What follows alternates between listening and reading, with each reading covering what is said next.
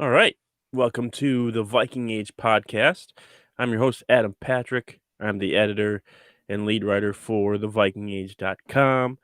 And as always, I'm joined by my co host, Chris Schad, who writes for us here at the Viking Age. He also writes for Bring Me the News and Zone Coverage. Before we start today's show, make sure to like this video and subscribe if you are watching on YouTube. And if you already have done that, we appreciate you for doing that. Also, we are also giving away a Justin Jefferson jersey once again. So head to the description for the link and how to enter that. Uh, you know, that's pretty exciting. Get a free Justin Jefferson jersey. So go check out the description of this video to find out more about that. Enter that contest, and also make sure to follow the Viking Age on Twitter and Facebook. All right, Chris. Before we get started today, we're going to talk about this shortly, but the Vikings recently traded for wide receiver Jalen Reagor, who was drafted in the first round in 2020.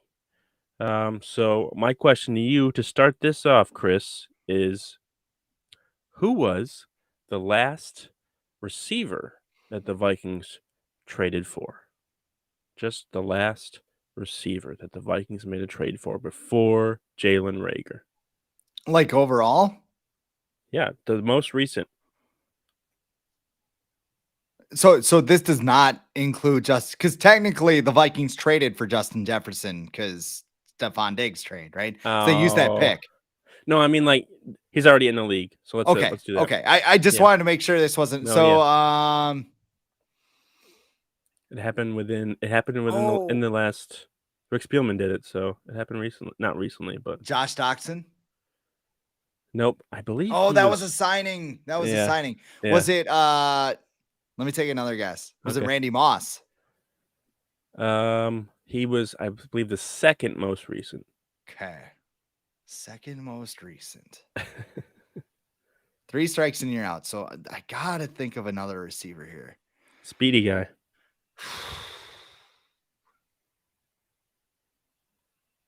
Aldrick Robinson? No. It was Mike Wallace in 2015. Wow, that was a trade. I traded with the Dolphins. That's right. So they got him, and he did nothing. So that was good. But then if you told me Mike Wallace even played for the Vikings, I would have been like, right? oh yeah. Wow. Did they trade him away, or 2014? did they release him? 2015. Same year they just when straight up Diggs got there. released him. Yeah. Yeah, same year when Diggs got there, and Diggs was like, "Yeah, I'm better than you, so I'm just gonna catch more passes." Who's this Thielen guy too? Jeez. Yeah. You already said the next one I was going to ask you if you got this one, which was the last time the Vikings traded for a first round receiver, which was Randy Moss in 2010, which of course they drafted in the first round, but they acquired him from the Patriots in 2010, and that didn't work out either. So hopefully, 3 times the charm for the Vikings in terms of wide receiver trades. They've traded receivers away, of course, sending Stephon Diggs to the Bills, Percy Harvin to the Seahawks. So, yeah, Mike Wallace. Haven't heard that name in a while. All right. So, yeah, the Vikings traded for Jalen Reagor on Wednesday following their 53-man roster construction. They traded a 2023 7th-round draft pick and a 2024 conditional 4th-round pick that would downgrade to a 5th-round pick if certain statistical marks are not met. And they sent this to the Eagles for third-year wide receiver and former 2020 first-round pick Jalen Reagor, who was selected 1 pick before Justin Jefferson. Chris, just your initial reaction to the news that the Vikings have traded for Jalen Reagor. Well, my initial reaction to the deal was the Vikings are looking for a punt returner because Amir Smith-Marset was a little bit shaky there. The Vikings were trying to say the right things about his development as a punt returner. Didn't really pan out. So I thought it was a good way to bring in Jalen Reagor, let Smith-Marset develop as a receiver, and see what happens from there. And that is not what happened because the Vikings went ahead and released Amir Smith-Marset, which I was surprised by.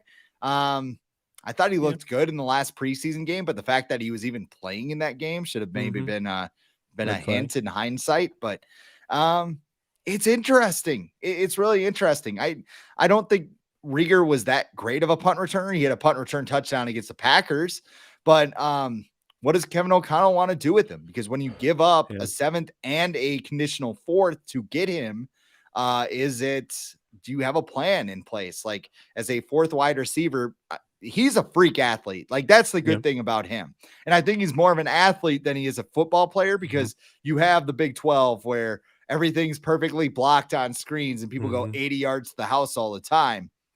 But I think that Kevin O'Connell, being that creative mind that he is, does he have a plan in case something happens? And the other thing is, too, like if somebody in the top three goes down, Jefferson, Thielen, and KJ Osborne, if one of them go down, you have Jalen Reagor, who has some experience, not good experience, but something. So Which I don't Jalen do you go know. with? Which Jalen do you go with? Naylor Oh, Jalen or Naylor Rager? or Jalen Reagor? I don't know. Now you have two. Jalen, like what? Yeah. It's like when like my current morning job, there's three people with the name of Chris. It's Yeah. like somebody will say Chris and like three people will turn around or like Yeah. Chris did it. Yeah. Yeah. Yeah. Great, It's great answer. fun. Yeah, Rager, he's been underwhelming, needless to say, in his 2 years in the NFL. He has less than, I believe, 65 catches total in his 2 seasons. He's never gotten more than 400 receiving yards in a season. He's got 3 total touchdowns. You mentioned the punt returns. He only had 4 returns in 2020. He had 31 punt returns last year in 2021. Averaged 7.3 yards per return. Okay, that's fine. But yeah, his most yards in a game, receiving yards, 57 of his career. Most catches in a game, 6. But yeah, he's a freak athlete. He's got 4.47 speed, 42-inch vertical, which I think ranks in like the 98th or 97th percentile among all receivers who've been tested pre-draft. But here's something that stood out to me. You go to mock draftable sometimes to see who his athletic traits compare to. Two former receivers on this guy were on his mock draftable comparisons. Former Vikings wide receivers Jerome Simpson and Charles Johnson. Homegrown Jerome, man.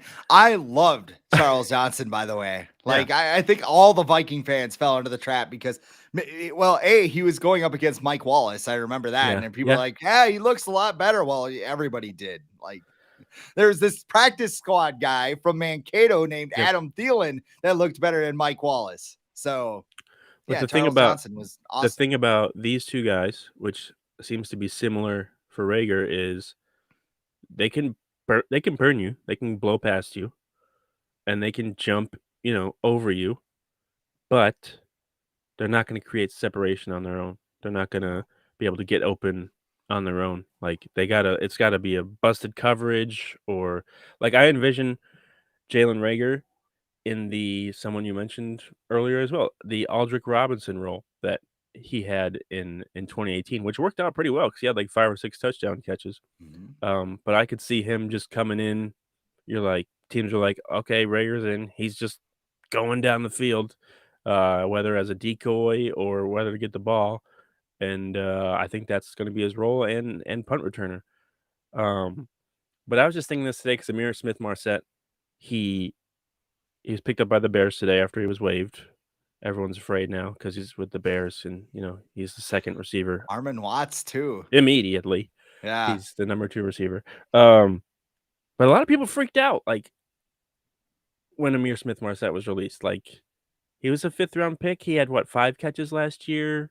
Mm. He had a pretty good preseason against a lot of backups, but a lot of people were like, "What are the Vikings doing?" But, just point blank, who would you rather have? Would you rather have Jalen Reagor, who has all these great athletic traits and was a former first round pick, or would you want Amir Smith Marset, who was a 5th round pick, a nice player, like his ceiling definitely not as high as Rager's, I feel like, but do you think the Vikings made the right choice in picking, I guess, Rager over Smith Marset? I think Viking fans got attached to Amir Smith Marset, uh, just because of, well, that week 18 game, right? Everybody saw that. And then, it was the stuff the players were saying too. Like, they're just like, we're not surprised that Amir was doing this because he's been making plays like this in practice. And that kind of shed a bad light on Mike Zimmer, although he already kind of had that to begin with. But I think that, he's at softball games during the off season. When he got hurt, it was kind of a big deal. Like, people love young players with upside, but let's remember that Jalen Reagor was a absolute star at TCU. And I'm not saying this as in he's going to go for 1,000 yards and 8 touchdowns and resurrect his career. Like, between the two prospects, if you put them blind next to each other, I would have taken Jalen Reagor. So, I mean, shoot, the Eagles did. They took him in the first round. So, I mean, I think that people kind of overreact to things. And like, it's kind of like, what? I had to realize overreact. Yeah. I had to realize this when I was playing Madden, like, as a kid. Like, I was just like, no, I can't get rid of Visante Shanko. Are you kidding me? And like, so I don't know. They may be getting cute here. And like, if Amir Smith-Marset is that number 2 receiver and he just goes nuts in Chicago. But I mean, how Minnesota sports fans are scarred by letting David Ortiz go. Like, for those of you who aren't baseball fans, Randy Moss too, you could say. Yeah, but they traded him. That was like, they were both voluntary. Both went to Boston too, when you think about it. But for those of you who aren't Twins fans, like, David Ortiz came up with the Minnesota Twins. He had a lot of power, a lot of potential, obviously. And then the Twins decided to keep Matt LaCroix and have him be their DH because they didn't want to pay David Ortiz. So Ortiz went to Boston and became Big Papi and one of the best hitters ever. So, and Randy Moss, to your point too, you trade him to Oakland, he goes to New England and he balls out. But I mean, Kevin Garnett, can you put him in there too? Or is it too late? Too late in his career? Maybe. I mean, they won a title with him, right? Right. So if you put a team around him, which Kevin McHale couldn't. Try. You mentioned, we mentioned that he was selected 1 pick before Justin Jefferson, and just in this construction of this 53-man roster, the Vikings' new regime has basically been like, let's just get all these guys out of here because they are not good, and we didn't draft them, so we don't care how they feel. So would you look at this like a deep dive, like this Reagor trade as like a passive aggressive dig at the previous regime, since they literally laughed at the Eagles for drafting Reagor in 2020, and now this regime is like, we're gonna take this guy that you guys laughed at and we're gonna turn him into a productive piece of our offense.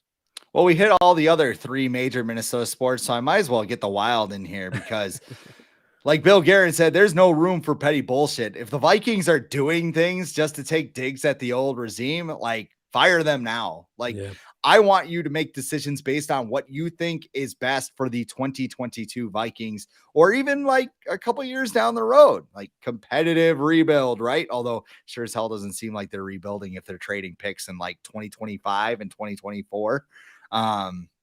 It just, I don't think it was at all. Like, again, if they're making moves like that, they shouldn't be in this position. So we'll never know if that's the case. Like, they're not going to tell us. Yeah, what are just your expectations for Reagor? Because a lot of the stuff I've heard that I've been reading or listening to is that he kind of was a victim, I guess, of like the Philadelphia sports scene, like the media and the fans. They're pretty ruthless out there. And people are saying, going to Minnesota, not as much pressure. Obviously, he's not going to be a number 1 or a number 2 receiver. He can be the 4th guy. Do you think that he can kind of maybe resurrect his career with the Vikings, like a certain similar Eagle did in the early 90s? And are you comparing Jalen Reagor to Chris Carter? No. Stop it. Get some help. Just situations. I'm not comparing the players. But Chris Carter was kind of down and out, and the Vikings picked him up, took a chance on him, and he turned into a Hall of Famer. I'm not saying Rager's going to be a Hall of Famer, but like the change of scenery sometimes is good for guys, and it could be the case for Reagor here. So what are your expectations for him? So KJ Osborne's the number 3 receiver. Last year he had Mhm. about what 600, 700 yards and Yep. 7 touchdowns. So Yep. he Rager is going to be a spot below that. Yep. I don't know. Give me 400 yards and a handful of touchdowns. Don't fumble any punts. Like Yeah. my expectations are low. Like why would they be high? This is a depth move. It's not a Mhm. move to try and find the guy to replace Adam Thielen or replace Osborne's role in 2 years. This is just BC Johnson got hurt. Mhm. He was a solid, reliable number 4 receiver. And now you have another guy that has starting experience in that role. So, Oh, I wow. Do you mean, think this happens if BC doesn't get hurt? maybe not. Maybe not. Yeah. I don't know. Or maybe they just The keep punt 6 return, the punt receivers. returner thing is something though. It is. It Like is. it is. So like, do they try and make this deal to like get him to return punts? I don't know, Yeah. but I think that BC Johnson's injury definitely had a ripple effect on what the Vikings did at receiver. Yeah. Jalen Naylor is not making the team if BC doesn't get hurt. Right. Right. No, that's Or do true. they cut? Do they cut Smith Marset? Yeah. Now, See? now that's a question. Yeah. We'll never know. Um, just look at us Vikings fans, always trying to think of scenarios that we're never going to find out the answer to. It's what we Next are. week, I'm gonna have the Pepe Silvia right behind me with all the That's red thing. Like, hey, BC got hurt and like everything, and then we trade Kirk Cousins for like 3 first-round picks, and then we go get one in the draft, and yeah, there is no Kirk Cousins. Kirk Cousins actually doesn't exist. He's a figment of your imagination. For the first time in a while, I don't think I have anything about Kirk Cousins on our sheet to talk about. So, but we'll figure it out. We'll figure out how I to get him in picked it here. up. I picked up the slack for you. All right, so the Vikings, they did set their final 53. It's changed a little bit, I think, at least a little bit since they first, at least the practice squad has. They signed David Blau today, Hard Knocks fame, David Blau to the practice squad. So I think it's a decent pickup. Like Nick Mullins and David Blau over Kellen Mond and Sean Mannion every day, 1,000%. Both of those guys, like not even a question in my mind to take those guys over what they had. But they set their final 53. We mentioned his Amir Smith-Marset. He was one of 7 of the 11 selections from the Vikings 2021 draft class that the Vikings waived this year. So they looked at that draft class and they were like, no, nope, nope, no thanks. That ain't it, fam. No, nope.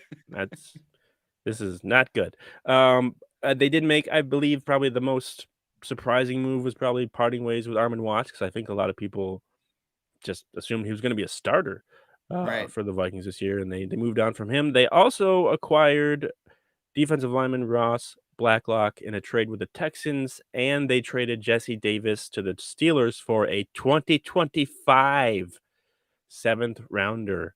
That's in 3 years. Rick So Spielman approves.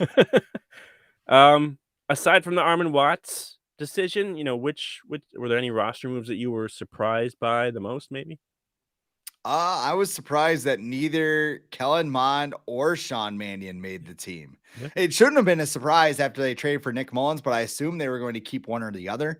Darren Wolfson actually, in his scoops today, said that Kirk made a compelling case to keep Sean Mannion on the 53-man roster, Of course and he like did. they're just like, no, we're not doing Kevin that. O'Connell's like, he is me, I am him. Like, for the same people. Finkel is Einhorn, Yeah, Kirk. yeah, Finkel yeah. is Like, Einhorn. of course he did. Of course he did that. Like, yeah. So I mean, they're like, hey, we'll try and get him on the practice squad. Sean Mannion, to his credit, probably looked at this situation. He's like, I'm probably not getting on the 53. A practice squad guy makes 1/10 of what I would have made had I made the team. So he went to Seattle and he's on their practice squad. And if Geno Smith and Drew Lock suck, he can embarrass himself on national TV again, but get paid a lot of money to do it. Yeah. And he went to So, school yeah. in Oregon State, so he's Yep. used to the Pacific Northwest up there, so it's not too surprising. And he was with Seattle before last season. He spent camp with them last year, so they're familiar with him. Yeah, I guess I was surprised, but I don't think I am, like, because maybe because I didn't know what to expect from this new regime. I know they didn't make a lot of big changes in the offseason before these cuts, but, you know, Kwesi Adofo-Mensah's consistently talked about a competitive rebuild, and, that doesn't mean parting ways with some of your best players. You can rebuild your roster by getting rid of some of the depth guys that you don't think are good enough, and that's not gonna have as big of an impact on your roster right now, that it might in the future, and so you use that this time to get rid of those guys, get guys that you want in there, and build for the future. So, I wasn't too surprised. I think I was surprised that they actually did move on from Sean Mannion, and that they actually did move on from Dan Chisena, and they did move on from Chaz Surratt. I was like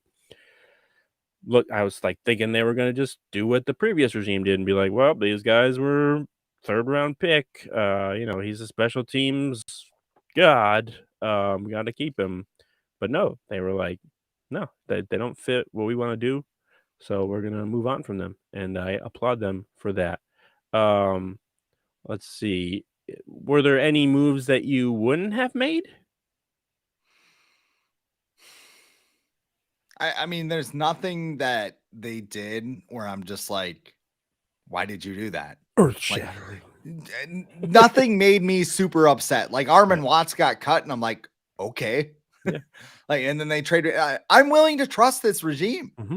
We none of us know what they want. Right. None of us know kind of anything that they're looking for. I mean, I'm willing to trust them and get guys that they feel can help this team. So if they feel Ross Blacklock is better than Armin Watts, I'm willing Yep. to see it play out. I mean, I'm not going to get upset at anything they do.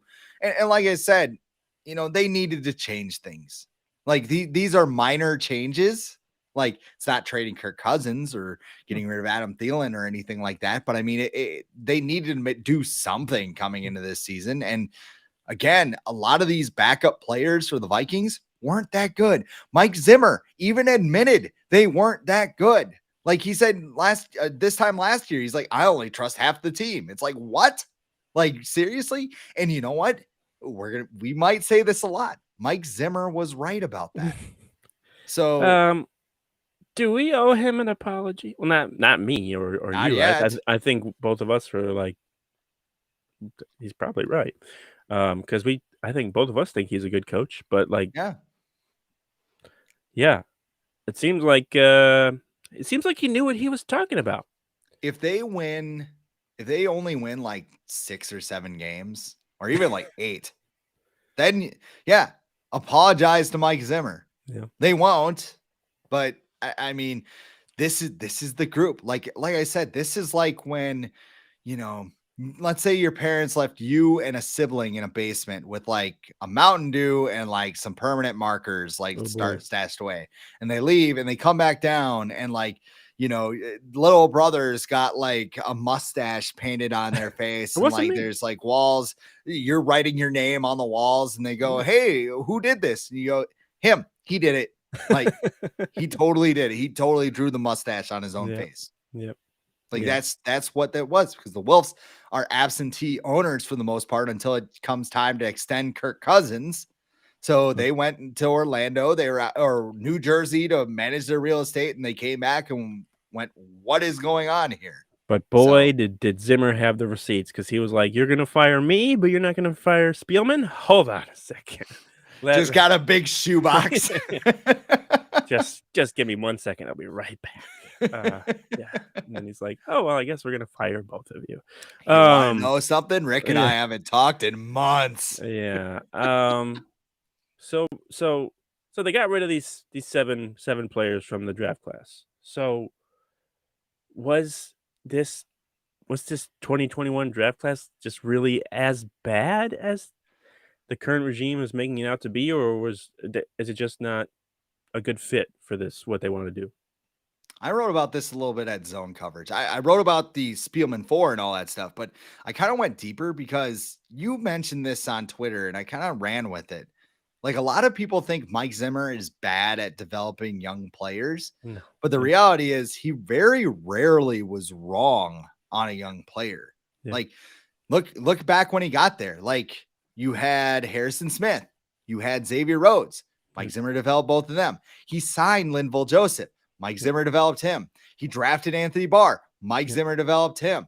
Eric Kendricks. I mean, yeah, Eric Kendricks. Like, shoot, Danielle Stephon Hunter. Diggs, Adam Thielen. Like, how much that 2017 team was comprised of homegrown talent that was cultivated by Mike Zimmer's staff. So I know it didn't end as well towards the end because but Mike Zimmer was Hughes trying to save his job. And Jaron Kearse, who was a 7th-round pick, and Trey Waynes, who again, went on to get a good? $70 million contract. Yeah, are they good? Like, no. Put in Drew Samia. How did Drew Samia do? Put in Wyatt Davis. Well, Wyatt Davis didn't even make it on the practice squad. Yeah. Like, half of these guys, Rick kind of read his own receipts, got a little high on himself, traded down from 14, and just swung and missed 3 times in the 4th round. And like Zach Davidson, it's like, man, he's really, really fast. And he used to be a punter in college. Great. Why didn't the Vikings try that out? Like, I would have just at least wanted to see it. Although he's probably not as jacked as Ryan Wright is, but no. Is Ryan Wright jacked, or is he more Janikowski than or is he thick with 2 C's? You didn't even mention Everson Griffin. I mean, yeah, he doesn't have the career that he Danielle has Hunter. without Mike Zimmer. Yeah, like the whole 2015 draft class was cultivated by Mike Zimmer. Yeah. And then people are just like, yeah, but what about Mackenzie Alexander? Oh, you mean like the slot corner that was only supposed to be a slot corner? An attitude issue. Yeah, like, come on. Yeah, you blame Mike Zimmer for a lot of stuff, but don't say that he doesn't develop young players because he said what he said about Kellen Mond, which Kevin O'Connell basically said today, but in a nicer way. So, yeah. You see him every day. Is there anyone that you're just like I mentioned, Sean Mannion and Dan Chisena, where you saw the notification like so-and-so is getting waived that you saw, and you're like, oh, finally, thank God. Like, not that you want people to lose their job, but you were like, yes, thank you. I mean, Sean Mannion was number 1 at the top of my list. I thought they were going to find a way to, and Kirk tried. Kirk apparently tried, but I want to know what Sean Mannion does in those meetings, man.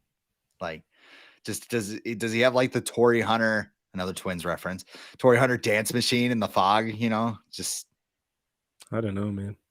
Must be really good at like great cookies, making snacks. Yeah, it's cold Coors Light. You want some flaming hot Cheetos? I got them right here for you, Kirk. Kirk doesn't seem like he's a flame. Those might be too hot for Kirk. Yeah, like, I think Doritos are probably spicy for Kirk. So yeah. I'm not nacho cheese Doritos, not even the spicy ones. It's like, no, just regular. They burned my tongue. Yeah, I'm not surprised though that it's even possible that Kirk tried to bang the table for Sean Mannion. It's like I want to see Kirk like bang the table for anyone. Just like, all right, here's the whiteboard right here. You can't let him go. What? Sean Mannion. He definitely does. Like in his arguments, probably he definitely like he'll make an argument.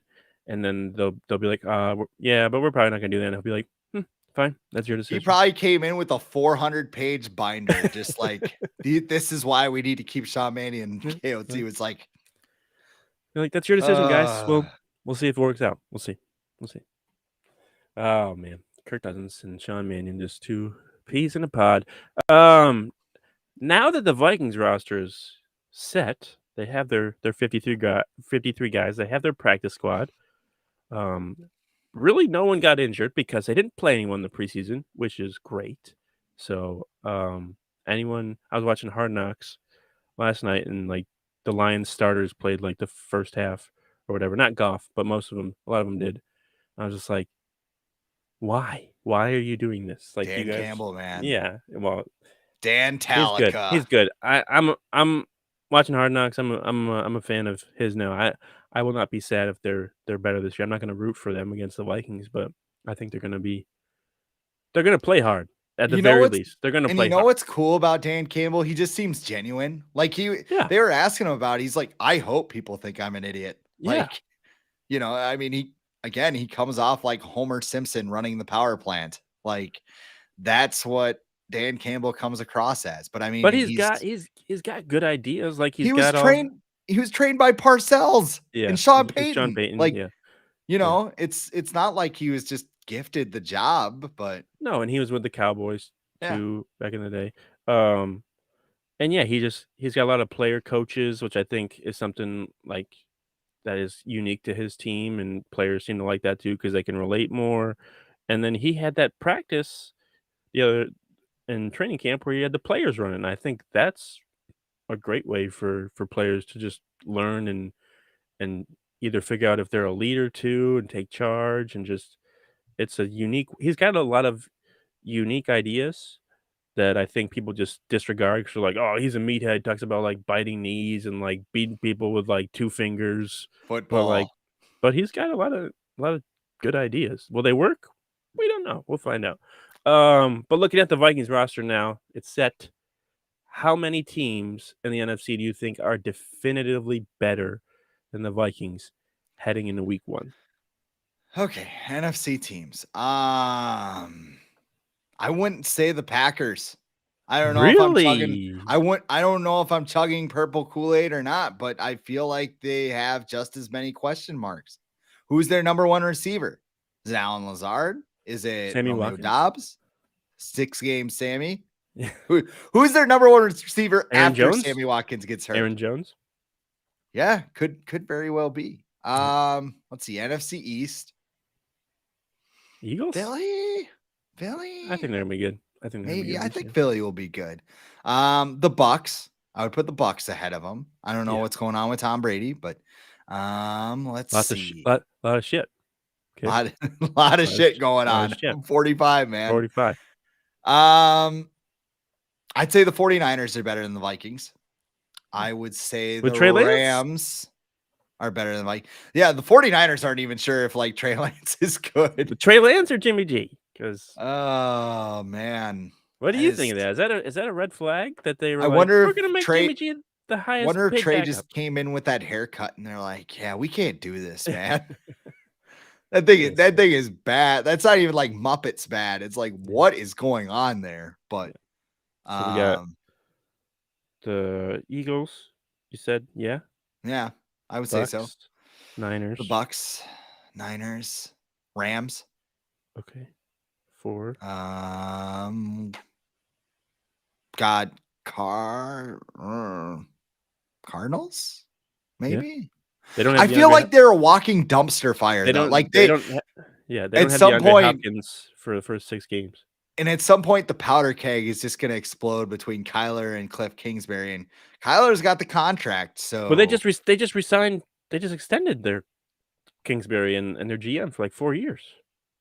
that So doesn't stop. I mean, the no, they can Vikings, fire him, yeah, yeah, but their contracts are guaranteed, like, the money's guaranteed for coaches and GMs, so right. Call yeah, of they're Duty for everyone. yeah. So we got 4? 5? Cardinals? Iffy? Yeah. But You I said said definitively better. I did. Like, I would say that and I mean, if you said the Packers were better, so yeah, 4 or 5. Because I think we're going to find out a lot more about this team and the Packers in week 1. Like we're Yeah. gonna find. I mean, if Aaron Rodgers comes out and throws for 500 yards on acid or whatever he's taking these days, just Percocets. I would love to say I see Lucky. He's in the upper deck. I would love to say that week 1 will tell us a lot, but the Packers got blown out last year in week 1, like 38-7. That was a weird game though. They Good were in point. like Jacksonville or whatever, and then they went on to be Playing the like Saints. 12-3 the rest of the year. So at the same time, though, I think we can learn that it'll be good to see like, okay, the Vikings can they hang with this team who's been number 1 in the NFC for the last few years? It's a great test early on. Let's see. I think yeah, the Bucks. I'll go. Did you say the Rams? Yeah, you said the Rams. No, you didn't say the Rams, did you? I did say the Rams. Okay, okay. Bucks, Rams. I like the Eagles. The Eagles are gonna be tough, man. That week 2 game that could get ugly. And I'll just put the Packers in there just because they've won 13 games in each of the last 3 years. I can't. To be the man, you got to beat the Yeah. man. Oh, I know. I know. Yeah. But Woo! right. I'm saying right now, heading into week 1, I'd still until they beat them. Yeah, I would say the Packers are better. Matt LaFleur deserves a lot of credit. I don't think he does get a lot of credit, but the Packers have taken that extra step with him there. So what do you think remains the biggest question mark on the Vikings roster heading into week 1? Are you how about the secondary? Like I don't know. Like it's hard to tell what's a question mark and what's not because the starters didn't play. But the secondary, I mean, Andrew Booth Jr. is already hurt. Yeah, Caleb Evans is probably a year or two away from yeah, maybe playing. yeah. Chris Patrick Boyd Peterson is old. He got Chris Boyd. Played very well this preseason. Again, just and shout that Amir, out. and so did Amir Smith-Marset. Look where that guy. Yeah. Amir Smith Marset is going to roast Chris Boyd in week Oh 18. And like, wow, it's Twitter will for the melt playoffs. for the playoffs. They'll somehow both be in there. We'll be like, how did this happen? But yeah, I mean, what is Andrew Booth's status? Like, I don't know. I guess I would say so. And I mean, there are other areas like the pass rush where Daniil Hunter and Zadarius Smith, like if they get hurt, but you at least have them at some point. Like, I don't see a game changer in the secondary right now. Even like Lewis Seen, like he's not starting. Like Cam Bynum's Yeah, fine, but yeah, Lewis Seen should already be starting over him. So I don't yeah. know. And maybe Maybe. there's some bigger plan with Lewis Seen to use him as a linebacker or Yeah. something, but Um, I'd still put offensive line in there. I know that we feel like it's patched up and stuff. And Ed Ingram beat out Jesse Davis, who just got traded for a 2025 pick. So I don't know how great of an accomplishment that was that he beat out Jesse Davis for that job. He did beat out Chris Reed though too, I believe. You can say that. And people are just automatically assuming, okay, Ed Ingram's in there, so the right guard's set. They're fine. Um, I don't think that's the case. He's still a rookie, so he's gonna have some hiccups for sure. Garrett Bradbury, he's still there. I don't care if he gained 20 pounds or whatever. He's still gonna get run over by Kenny Clark in week 1 probably. And tight ends, because if Irv Smith Jr. isn't there, who is?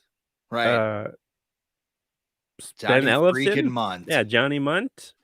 I don't. This I think the lack of depth behind Irv Smith just proves to you that tight ends are really just not going to be a factor in this new offensive scheme really at all, other than him.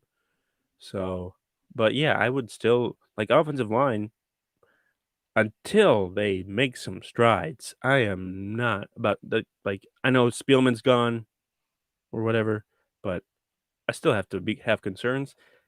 And as good as Greg Joseph was this summer, I'm a Vikings fan, so I got to be like, I'm still concerned about the kicker.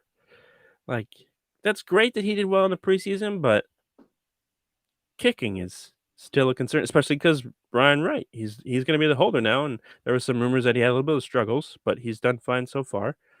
Um, but yeah, what happens when it's the Cardinal situation last year where he can have a game winner on the line and he misses it. So still concerned about the kicker. Probably will always be concerned about the kicker as long as I continue to root for the Vikings.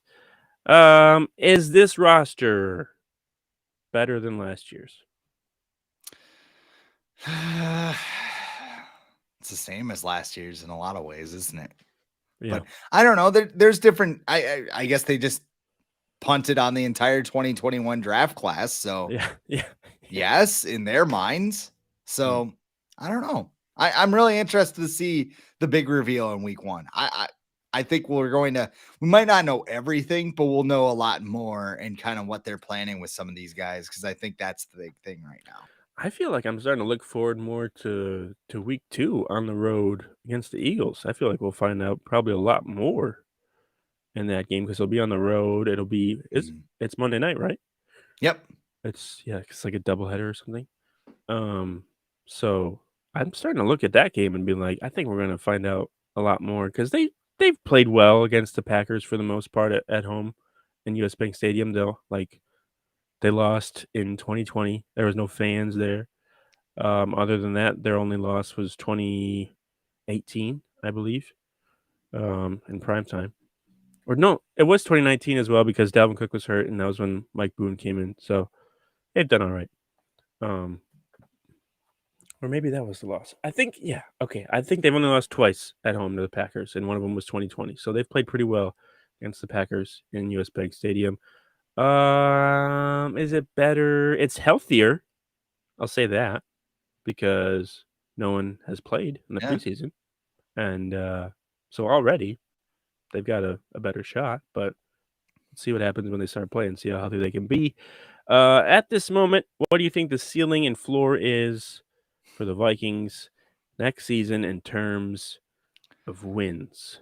7 to 10 wins. 10. That's the most? Maybe 11. I don't know. I could see this team winning 12 games. Okay. Like, I mean, I kind of said it as a joke because that's what everybody says, right? But I mean, if things gel together, if they stay healthy, if their weaknesses don't turn out to be anything, I could see him winning 11, 12 games. It's a bit of a difficult schedule, but yeah, I could see things. I would be shocked if they went out and like just lost.